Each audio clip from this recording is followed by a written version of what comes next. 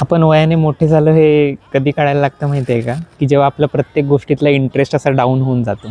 म्हणजे आधी बड्डे असला की आपल्याला कसं वाटायचं की नाही, मी सकाळी माझ्या क्लासच्या मित्रांबरोबर सेलिब्रेट करणार, संध्याकाळी कॉलेजच्या मित्रांसोबत आणि फॅमिलीसोबत सेलिब्रेट करणार. पण आजकाल असं बड्डे असल्यावरती असं वाटतं की नको मला जास्त अटेन्शन, मी ऑफिसलाच जातो. किंवा जनरली इंटरेस्ट डाऊन होऊन जातो. किंवा कपडे शूज वगैरे घ्यायचे असेल तेव्हा पैसे नसायचे एवढे, पण इंटरेस्ट हाय असायचा. पण आता एक टास्कसारखं होऊन जातं. असं वाटतं की नको खर्च करायला, जाऊ दे घरात लागणारी एखादी वस्तू घेऊन टाकतो.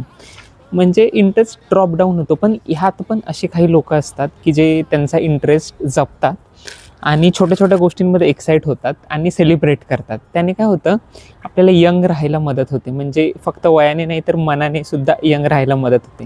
जनरली आपण म्हणतो की अरे हे करून काय होणार आहे, माझ्या लाईफमध्ये काय फरक पडणार आहे, किंवा ह्याने माझा काय फायदा होणार आहे. आपण सगळं फायनान्शियल सक्सेसमध्येच मेजर करतो सगळ्या गोष्टी. पण मला असं वाटतं की everything is not to be measured in financial success. तर थोडा इंटरेस्ट जागा ठेवला पाहिजे. त्यामुळे आपल्याला यंग राहायला मदत होईल आय थिंक. बाय.